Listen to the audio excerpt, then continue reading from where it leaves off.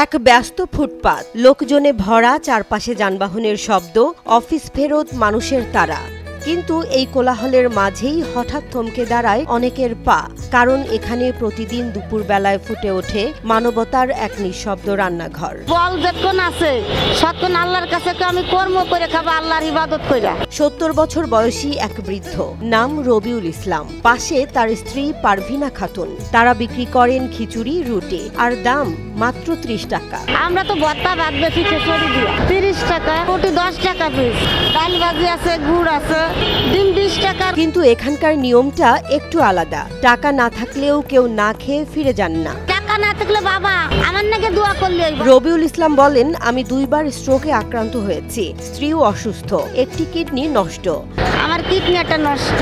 আমি স্ট্রোক করেছিলাম, অসুস্থ এই অবস্থায় চলি। কিন্তু কারো কাছে হাত পাতেননি তিনি। খিচুড়ি আর রুটি বিক্রি করে লাভ যা হয়, ওষুধ কিনেন, ঘর ভাড়া দেন।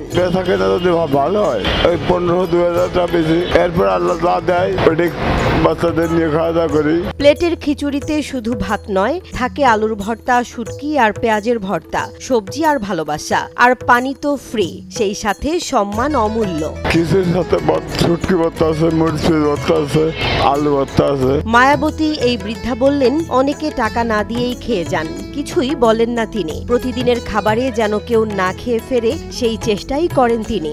আমার কেন নিষেধ নাই, টাকা না থাকলে বাবা আমার টাকা নাই, আমি খাবো, বাবা খাইয়ে চলে যা, দোয়া করে এটাই আল্লাহর কাছে। এই দম্পতির সংগ্রাম কেবল নিজেদের জন্য নয়। 2 মেয়ের বিয়ে দিয়েছেন, মেয়েদের বিয়ে দিয়েছি 2টা, আর একটি প্রতিবন্ধী মেয়েকে এখনো আগলে রেখেছেন বুকের ভেতর।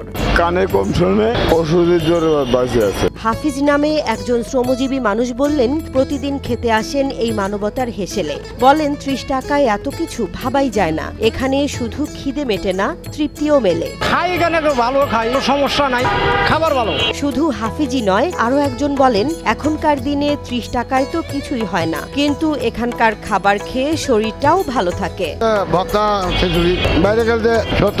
আর কেউ কেউ হাসতে হাসতেই বলে ফেলেন, আমি দিনে 2 বার এখানেই খাই, টাকা না থাকলেও সমস্যা নেই, পরে দিলেই হয়।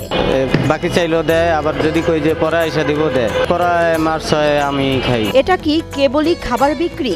না, এটি এক মানবিক ব্যবসা, যেখানে লাভ নয়, মুখে ফুটে ওঠা এক চিলতে হাসি মূল অর্জন। আল্লাহ আমার যা দেবে এটাই আল্লাহর কাছে শুকর। শেষে প্রশ্ন থেকেই যায়, আমরা কি পারি না এই নিঃশব্দ যোদ্ধাদের পাশে দাঁড়াতে?